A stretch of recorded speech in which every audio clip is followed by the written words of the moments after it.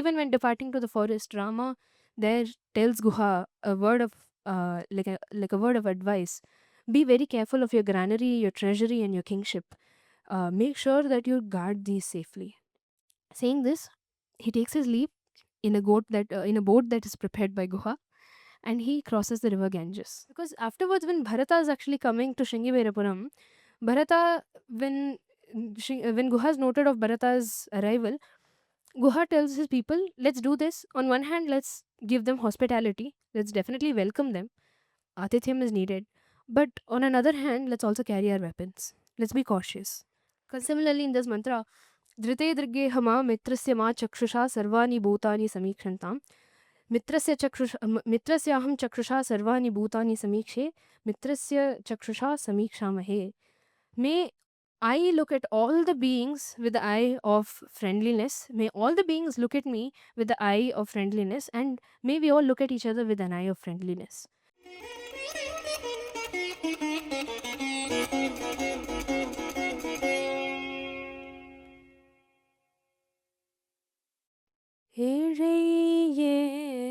ஏழையேதலன் கீழ்மகன் என்று எண்ணாதிருங்கி மற்றவர்க்கின்னருள் சுரந்து மாழிமான் மடநோக்கி உன் தோழி உம்மியம்பி என்றொழிந்திலையுகன் தோழன் நீ எனக்கிங்கொழி தோழன் நீ எனக்கு இங்கொழி என்ற சொற்கள் வந்து அடியேன் மனத்திறந்திட ஆழிவண்ணா ஆழிவண்ணா நின் அடியினை அடைந்தேன் அணிபொழில் திருவரங்கத்தும்மானே. Sitaram. The topic for this conference has been Samadharma, meaning equality or equal respect, right? So, in general, if we take Samadharma, we can see that in different societies, in our contemporary society also, we'll be taking how it has been handled and how it can be handled and how it has been handled in Ramayana. So, for our current topic, we have Guha, the tribal equal of Rama. We can see that Samadharma in general is not a political or a social concept alone in Sanatana Dharma, but rather it is a way of living. And that is what we're going to be seeing in Ramayana today. आपृच्छे त्वां पुरुश्रेष्ठे काकुत्स्थपरिपालिते देवतानि च यानि त्वां पालयन्त्यावसन्ति च. Rama, after being instructed by King Dasharatha to uphold the promise of his father, leaves towards the forest. And as he keeps traveling, he slowly starts reaching the borderline of the Koshala kingdom. There he turns towards Koshala kingdom and folds his hands and says, Apriche tvam purishreshte ka kutstha paripalite. O Mother Kaushala, O Mother Kosala kingdom, I take leave from you. I will go to the forest for 14 years and I'll quickly return and pin tondai todarven. I will come back and serve you in 14 years. Saying this, he takes leave of his people and the Koshala kingdom and he carries forward along his journey to the forest. And traveling like this, he soon reaches the banks of river Ganges. Jalagataṭaha sogram पेन निर्मलहासिनी क्वचिद्वेणी कृतजलां क्वचिदावर्तशोभिनीम्. Shobhitam. The river Ganges is flowing majestically. In some areas, she's rushing fast, and in some areas, she's calm and slow. In some areas, she has whirlpools, and in some areas, with her foam, it looks like as though she's smiling. Looking at this beautiful river, where even the celestials take a dip, Rama pauses and tells Sumantra, "Oh, Sumantra, let us stay here for the night. Let us park our steeds here. And after spending the night, let's continue on to our journey along to the forest." And there's a small specialty about this place near the river Ganges, and that is this place is called Shringiberapura. And in that Shringiberapura, there is a certain man who lives there, who is very dear to Rama. तत्र राजा गुहो नाम रामस्यात्मसमस्सखा निषादजात्यो बलवान् स्तपतिश्चेति विश्रुतः. Who's this man who's dear to Rama? This man is called Guha. He is the tribal king there. And here Valmiki uses a very special adjective to describe Guha. He is Ramasya Atma Samassakha. He is one who Rama considers his own equal friend. And so Rama actually patiently waits there, knowing that Guha would come and meet him as soon as Guha knows about his arrival. And soon enough, Guha, upon hearing the arrival of Rama, rushes there with his elders, carrying fruits to provide hospitality to Rama. And carrying all sorts of edibles, he comes and he meets Rama. And upon meeting Rama, Tamartha Samparishwajya Guho Raghavam Abravit Swagatam Te Mahabaho Taveyam Akhilamahi Vayam Preshya Bhavan Bharta Sadhu Rajyam Prashadinaha. When Guha is coming here, Rama sees him from a distance and he says to Lakshmana, "Oh Lakshmana, look, Guha is coming. Let's go meet him." So he drags Lakshmana by the hand and he rushes to meet Guha. And the two meet. Guha is in fact shocked to see Rama state in tree barks, but he hugs him tightly and he offers the fruits and hospitality and says, "Oh Rama, what is this? You can actually stay here. Take these fruits, take this hospitality that I'm offering, and Vayam Presha Bhavan Bharta. We are just servants. You are our Lord, and Taveyam Akhilamahi, this whole world is yours. Please rule this kingdom like it's yours." And to this, how does Rama reciprocate to this? How does Rama reply to this?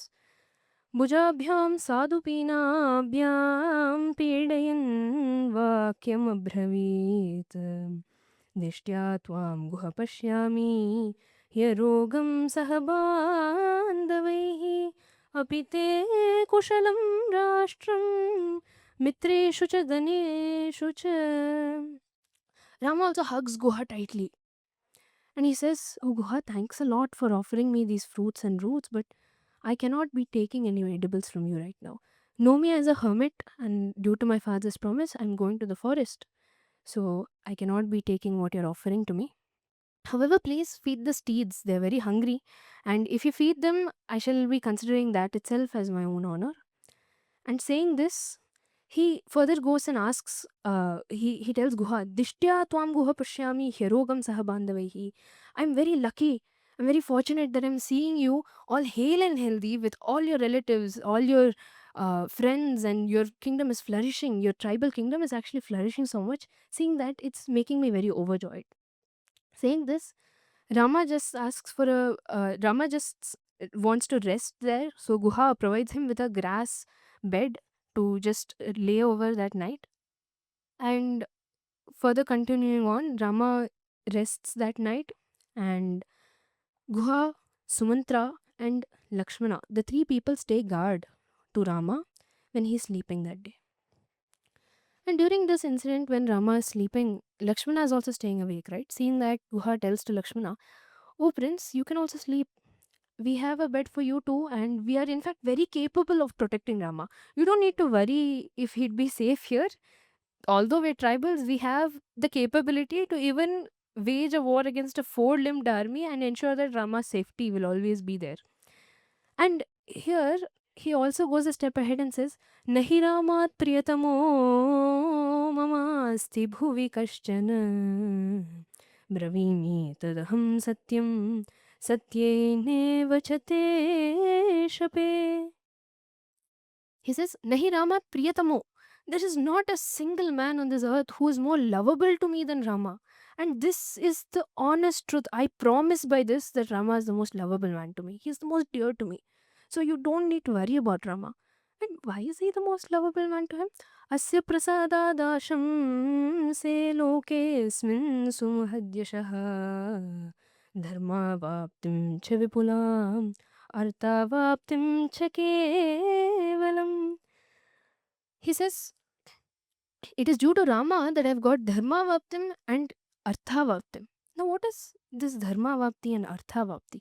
In a quite literal sense, Dharma Vapti means growth in Dharma, and Artha Vapti means growth in Artha or wealth, right? Here, another interesting perspective we could notice this in is Dharma Vaptim here probably refers to his Nishreyasa. In his Nishreyasa, he's had growth on seeing Rama. The more and more he sees Rama, he grows in his own Nishreyasa and as well as in his Abhyudaya. After all, for a leader, what is Artha to him if not for spending it for the people, right? He accumulates wealth, he accumulates Artha so that he can spend it to his own people and increase Abhyudaya, right? So, in a way, we can say that here Guha indicates that Rama is his cause of growth in both Abhyudaya and Nishreyasa. Rama is the root cause for his dharma to grow, and we can beautifully notice how Rama is not lovable to Guha because Rama has been providing him something, or that Rama is the prince, or that there is any personal gain there, but rather this friendship that Guha has is based on character and dharma. And after saying this, but however, Lakshmana refuses because although he understands that Guha is very well capable enough to protect Rama, he has his own reasons, he has his own concerns regarding the king, the kingdom, and all the events that has transpired. So Lakshmana is not able to rest easily. And so the night just passes while Lakshmana talks to the two, Sumantra and Guha, and the day breaks. And as the dawn comes, the two princes as well as Sita depart to the forest. And even when departing to the forest, Rama there tells Guha a word of like a word of advice. Be very careful of your granary, your treasury, and your kingship. Make sure that you guard these safely. Saying this, he takes his leave in a boat that is prepared by Guha, and he crosses the river Ganges. And he goes ahead, and we all know the story. There's another 14 years in the forest, and we all know the events that happen there. And in fact, in the upcoming sessions, we'll also see how Rama Samadharma and in general in Ramayana Samadharma can be noticed in the events that happen in the next 14 years also. And after winning Ravana and, becoming successful, and after the 14 years of exile, basically, Rama returns back to Koshala kingdom. At that point, he, on his return journey, tells Hanuman, "Oh Hanuman, please go and notify Bharata of my return and gauge his reaction." At that point, not only does he stop to tell about Bharata, he also notes a small thing. He says, "Shringivera puram prapya guham gahana gocharam nishadadipatim bruhi kushalam vachanan mama." He says, "Oh, Hanuman, when you're going na on the way, there's a small place called Shringiberapura.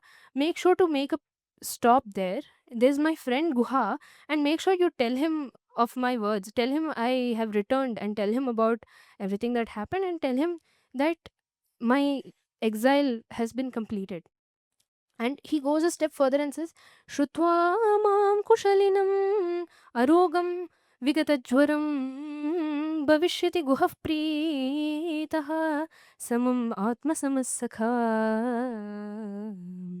Rama says, Guha, my Atma Samasakha, will actually be very overjoyed on hearing my return. So make sure that you stop by and tell him. Saying this, of course, after that, Hanuman continues, and we all know Rama returns to the Koshala kingdom. He gets coronated, and the story ends, right? So, this is all most of the events that we can get where Guha is coming in Ramayana, right? These are the events where Guha is mentioned in Ramayana, and we can see some interaction with him mostly, right? So now that we've heard of the story of Guha and where he comes, let us now get into the analysis of where we can see Samadharma through this, right? In the story, we'd be breaking this into three segments or three episodes. The first episode being Rama and Guha's interaction when Rama comes to the river Ganges, and on the bank of river Ganges, what small exchange they have, and from that, there's a lot we can infer. And continuing on from that, the night when Rama is resting, what are Guha's thoughts? From that, what all we can infer. And lastly, episode 3 will be in this return journey, what we can infer further regarding Samadharma from Ramayana. Right? So we'll get on to episode 1.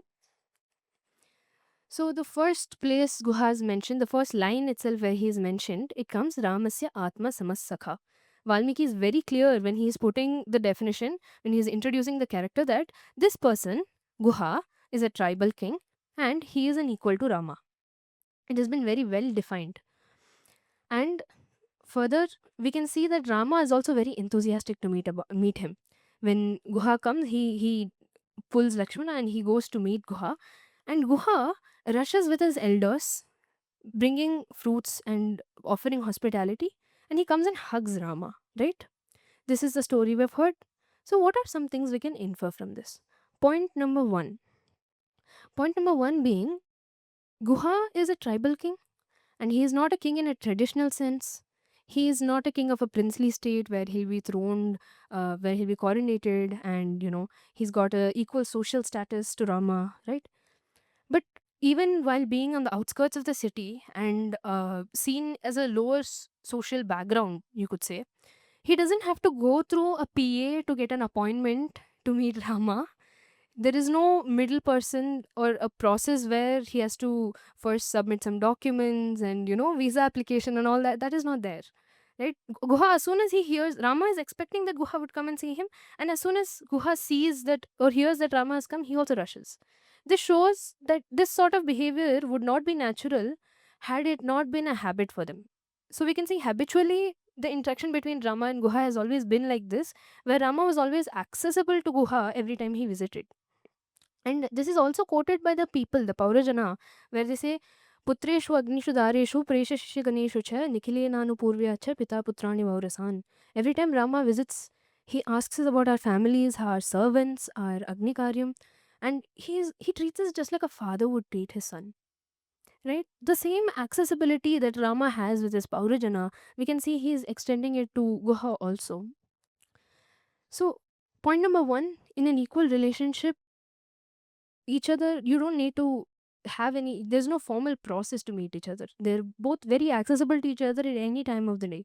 So we can see that being followed here. Point number two, Guha first comes and hugs him. It's not Rama who first comes and hugs Guha comes and hugs Rama by himself, right? Now let us take a small diversion and think of this in a contemporary modern day example, right? A lot of us are familiar with office working spaces or any formal professional working setting, right? And in this case, we could consider that Guha is a sort of subordinate to Rama, right? Being a tribal kingdom on the outskirts of a city. Yes, a lot of kings maintain a good relationship with the tribals on the outskirts of their city, right? So, in a way, we could say Guha is a subordinate to Rama. Now, just imagine we are working in an office space and our boss is coming, or like let's say our manager is coming, right? How comfortable or how natural is it for an employee to go hug his employer and go like, oh bro, you're here, awesome, it's been so many days since I saw you, how have you been, right? This sort of an interaction is very unexpected between an employer and an employee, unless they are friends, right? And if they're friends, they're equals. So here, although the title-wise relationship, the formal relationship that is given to Guha and Rama is that of an employee and an employer, the actual relationship that we can see that they share is that of a friend, is that of an equal. Guha feels comfortable going and hugging Rama, and this would not have been the case had there been a formal construct preventing him from doing that. Had there been a hierarchy in place, Guha would not feel discomfort. And this comfort even further extends where Guha offers him fruits and food and eatables, right? And Rama also refuses ki is bar to main nahi kha sakta, right? So that means that he usually takes, and it is habitual that they share this, and they have this sort of a banter, they have this sort of an interaction in general.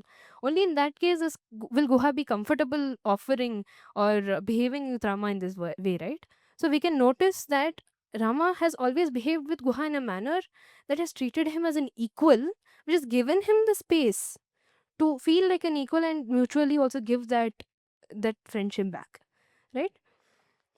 So, after offering fruits, of course, Guha even takes it a step further and says, Taveya Makhila Mahi, please go ahead and take this kingdom and rule it like it's yours.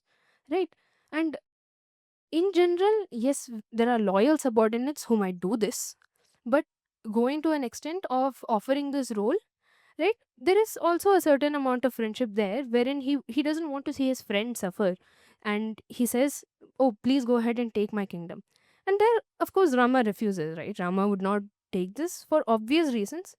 One being, he has to abide by his promise, but another being that he doesn't see Guha as a resource to exploit. Now this is where like to draw a parallel to another, like in general, societal egalitarianism that is practiced in a lot of situations, especially in a lot of situations wherein people like Rama are concerned, like people of high status or people with power are concerned. The kind of egalitarianism that they show is a lot of times for some sort of personal gain, or to have some sort of political gain, or in case there are a lot of cases that we can see in the society wherein, let's say, election time is coming and suddenly you want votes from a particular community, so you go to that particular community and suddenly they become yours, and you take pictures with them. The media is very alerted about this, that oh, he went there and he's interacting with those people like they're his own, right? And we all know what's the motive behind that: votes, right? For some political gain, personal gain, or maybe people sometimes do charity for fame, right? So a lot of times this perceptive egalitarianism that comes into the picture is for some sort of gain, right? But in this case, Guha is offering, oh Rama, please take this kingdom. And even in a case where it's being offered to him on a silver plate, and in fact, if Rama goes ahead and takes that kingdom also, he will not be cornered for it. No one will hold it against him. Guha will be more than happy. In all such a case, also, Rama does not even for a moment think that, oh, maybe Guha is a resource, can I try exploiting him? This sort of a mindset doesn't come because he genuinely doesn't look at Guha as just a resource, but he looks at him as a friend, an equal who is worthy enough to rule the kingdom and who should be given the position. But yes, there is also the point, right? Rama was bounded by a promise. How can he went to the forest for the promise? So it's obvious that he won't go into a kingdom and rule it. We can see that this is in fact, while this is also true, the fact that he won't exploit or think of his friends as a resource to exploit can be further noted when in further episodes we see that he actually wins over two kingdoms. One is Sugriva's kingdom and the other is Ravana's kingdom, right? Vali's kingdom and Ravana's kingdom. So both of these kingdoms are rightfully his by the fact that he won over the king that was existing there, and he hands them over to Vibhishana and Sugriva. But he could have, after the 14 years, he could have come back and said, oh, "Okay, I'm annexing these kingdoms. Now you must pay taxes to me." Or in any sort of way, it was rightful that he could have asked for something. But clearly, he doesn't do that. That shows that he respects those people for who they are, and that he sees them worthy enough to rule, and he doesn't think that they are pieces or pawns in his political play, right? So there is some equality there also that we can see, and the same is being applied to I'm playing the same role here to Guha also, in which sense that he does not see Guha as just a tool he can exploit. And the concern that he's showing here, from the excitement that he has or the enthusiasm towards Guha, we can see that the concern that he's showing to her is also not perfunctory. It's not ki, okay, fine, there's a subordinate on the end of my kingdom. I know 14 years I'll come back, and at that time I'd want him to be in my hands. So let me just go and just ask him something for the sake of it. Let me go show my face. It's not like that. From the excitement, we can see that it's actually he considers him as a friend. It's a genuine friendship there. And so the concern here, the concern when he's saying ki, oh, I'm fortunate to see you hale and healthy here, is very genuine. The very same concern he's extending to Bharata later when Bharata visits him, that sort of a concern can be seen towards Guha here, as he would extend to a brother or another family member or a good close friend, right? And then when we go to episode 2, we can see from Rama's perspective, there is a lot of things that supports egalitarianism. The equality can be seen from Rama's side. Now, how does Guha feel about it? Yes, we can see that Guha is in fact hugging Rama and he's very comfortable around him. But he also says one thing, na, ki Bhavan Preshya, sorry, Vayam Preshya Bhavan Bharta. He says that you are our lord and we are your servant, right? So in that case, isn't there a slight, isn't it just a hierarchy again? Isn't that what is being present? If we take that into account, during the night when Rama is resting, we all know that he says he will protect Rama. It is any person's duty to protect a person who comes as a who you've offered hospitality to. So yes, in that way it is Guha's duty to protect Rama. It's his responsibility. And good manners, loyalty also, you could say, in all these senses. If you consider a subordinate and a employer relationship, then you could, maybe Guha would have said, he's the most important person to me, he is the most inspiring person to me. But no, there is actually a beautiful phrase that Valmiki puts, Nahi Ramat Priyatamo Mama Asti Mama Bhuvi Kaschana. He says, there's no one more lovable than Rama to me in this world. Now, why lovable? You can put most important person. If you're loyal to someone, then they'd be the most important person to you. But lovable, where does that come from? That mutual love for each other would only be there if Rama had treated him like an equal. So, in this sense, also we can say that this deep friendship, this Maitri that can be noticed here, would only be possible had Rama been treating him as an equal, and he also looks at Rama as an equal.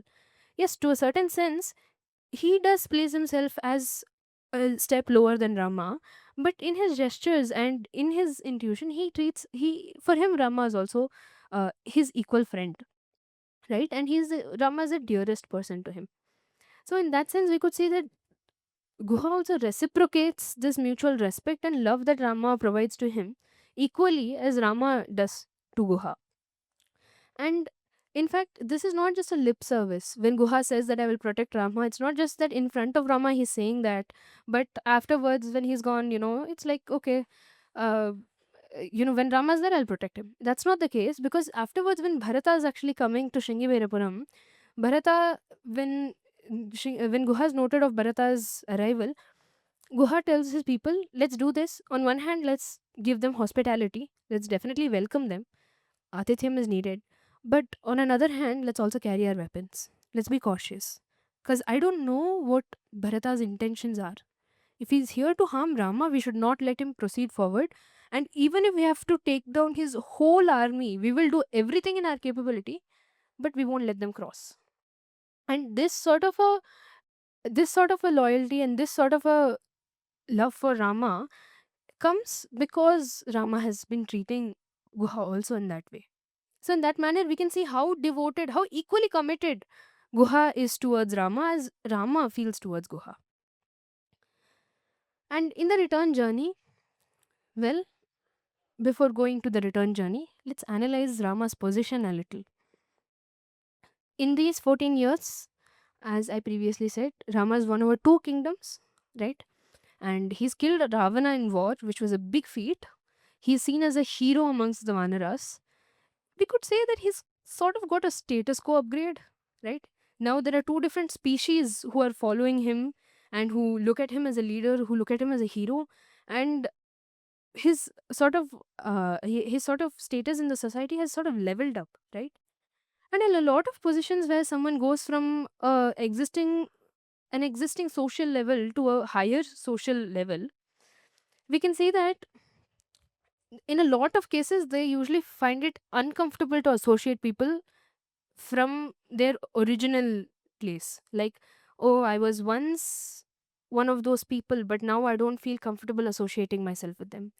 Or that, oh, maybe every time we get that social upgrade, there is a certain way that our society expects us to behave, certain clothes that our society expects us to wear, certain people that we're supposed to interact with, and certain standards that we're supposed to keep, right? And we can see that Rama's unbothered, completely nonchalant about all of this. For him, these labels caused by the society is actually, it doesn't matter to him at all. For him, equality is not based on this. For him, these standards don't matter as to how he judges a person or how he treats them as an equal. Because amidst all those Vanaras, amidst Vibhishana and amidst Sugriva, while everybody is looking at him, he publicly announces that my Atma Samasakha is there, so Hanuman, go and notify him. Right? In equality, there are two types of duplicity that we can see. One where internally they'd be very chummy with that person, they'd be very comfortable, and they'd be like, oh, you're my best friend. But the thing is, for outside, I'll have to, I can't associate with you when I come outside. But inside, let's, when we'll meet somewhere, and at that time we'll like be really good friends. But outside, please don't associate with me. There's one sort that does, when it comes to fake equality now, there's one sort that does that, where they generally want to be equal, but then due to societal pressure they don't want to show that they associated these people. And another sort of duplicity wherein societally outward they'd like to project that, oh, I'm very equal, I actually in fact accept these people, they're my people, oh my god, equality, right? And then when it comes to internal uh interactions, they actually feel they actually go like, who are they? Why should I speak with them? They're not even at my level, right? So there's a certain boundary that they set, a standard that an entitlement that they feel, right? So when it comes to duplicity, there's two types of duplicity. One where they interact externally, but internally they feel no respect for that community or those people. And another type wherein internally they want to interact and everything, they understand, they value the friendship, but then externally due to pressure, societal pressure, they don't want to. In Rama's case, we can see that neither are there. There is no duplicity at all because he is genuinely wanting to be equal. Internally, also, when he meets with Bharata alone, when he's going to the forest, he treats him as an equal, and he continues to treat him as an equal even externally after 14 years amongst a big crowd that looks at him as a hero. And for him, neither crowd matters to him, the presence or the lack thereof. And after 14 years, also, Guha is as important to him as he was 14 years back when he was leaving to the forest. Which is why he makes a special note that when I left for the forest, I informed Guha. So when I'm coming back, I'll have to inform him again. Right?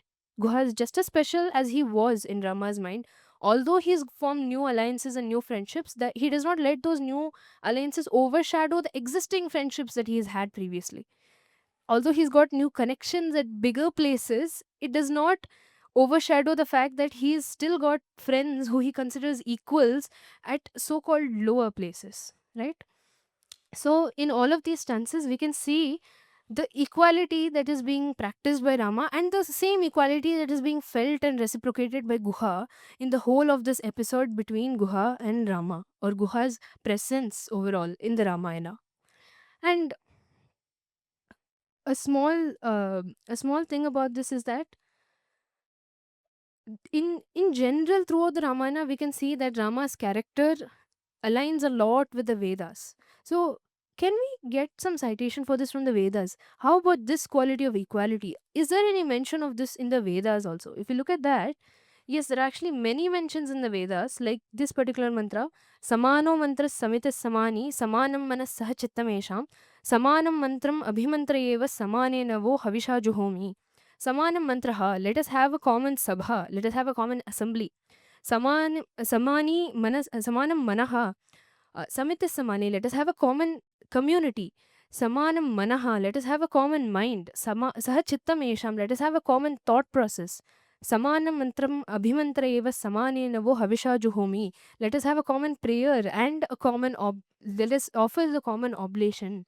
In such a way, Veda encourages a society that let us all have everything common, equal opportunities. What did we look at? at the beginning, Samadharma is about equal dignity, equal respect, and equal opportunities for all. And here Veda promotes that equal opportunity. Similarly, in this mantra, Dhrite Drige Hama Mitrasya Ma Chakshusha Sarvani Bhutani Samikshantam. मित्रस्याहं चक्षुषा सर्वाणि भूतानि समीक्षे मित्रस्य चक्षुषा समीक्षामहे. May I look at all the beings with the eye of friendliness. May all the beings look at me with the eye of friendliness, and may we all look at each other with an eye of friendliness. And this friendliness mentioned in the Vedas is not just, oh, you're my friend, I'm your friend, let's be friends, right? It goes beyond that. There's actually one level further. It's actually about recognizing the same divine spark that I have as the same thing in that person also, and considering that person as myself. Now, you will not ever want something bad to happen to yourself, right? The way you would like to treat yourself with the respect, the same way you would like to treat, uh, if you look at yourself in the other person, you would also treat them with the same respect, right? So here, the friendship that Veda talks about, the Maitri Bhava that Veda talks about, is in fact seeing yourself in the other person and hence treating them as equal and being friendly, right? And so on. There are so many other mantras in Vedas which talk about equality, harmony, and friendliness, about inclusivity. And we can see that Rama, or any character in Ramayana for that matter, is in fact inculcating or practicing these same values. And I think that is precisely the point of coming to this conference, when we are all here to discuss and hear about Samadharma, when we are analyzing Guha. I think the sole reason why we are discussing these topics is because going forward, we also have incidents a lot in our lives wherein we tend to overlook these things, right? No one is perfect. But every time in the future or in the past also, if you've had an encounter, or if we will have an encounter wherein we feel that we're slipping in the Samadharma, these moments like Guha or Bharata or other people, like, the Paurajanas or the other creatures, or Rama and how he behaves with his enemies, all these incidents that we're going to be analyzing and we have analyzed till now, should be a staunch reminders for us that this Samadharma was what was practiced in Ramayana, and that is how I should also be doing it. The whole point that we have been analyzing and we will go further and analyze is because we have to imbibe these values. So, on that note, when I'm ending, I'd like to conclude by taking an essence of this whole Guha episode and condensing it into three major points about Guha and Rama's Sakhyam, or about Guha and Rama's the equality status that Guha receives in Ramayana. One, equality beyond labels. When we are being cautious about ourselves and as a society, when we're growing together, Nishresam and Abhyudayam, right? For that sort of a growth, when we want to practice this equality, the first thing we should be aware of is equality beyond labels. Seeing this person, especially considering that we live in a very polarized society that is divided by men versus women, color, race, positions, social status, and wealth, so many things that are dividing us in today's society, so many labels that are put onto us, and hence cause us to get narrower and narrower. The first thing that we should take home from Guhan Rama's Samadharma is that it is an equality beyond labels. And the second point is the respect is mutual respect. In any equal relationship or friendship, it starts with providing each other mutual respect. What I have, what I give, I will receive, right? And so going forward, if we ever find ourselves in a spot where we are wondering, these should be some checklists that we should hold for ourselves. And the third being love without hierarchy.